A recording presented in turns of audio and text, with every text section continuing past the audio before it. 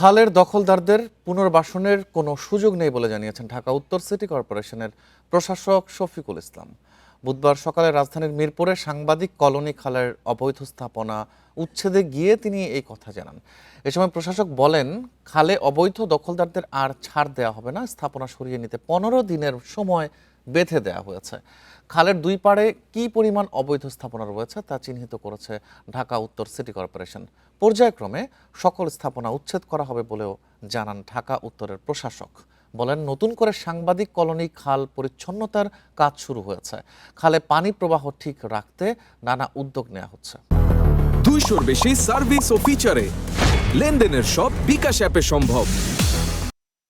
কারণ এইভাবে জনগণের টাকা অপচয় করে প্রতিদিন পরিষ্কার করবো, একইভাবে পরের দিন চিত্রটা আগের চিত্র ফিরে যাবে, সেটা তো হতে পারে না। এই জন্য অবৈধভাবে যারা স্থাপনা উচ্ছেদ এখানে নির্মাণ করেছেন তাদের সাথে কথা বলে তাদেরকে একটা টাইম ফ্রেম দিব। আইনি কোনো যদি বিষয় থাকে সেটাকে আগে ভাবতে হবে। আমরা অবৈধভাবে এমনিতেই করেছে তারা, তাই না? সেই ব্যাপারে আমরা কেন তাদেরকে পুনর্বাসন করতে যাব?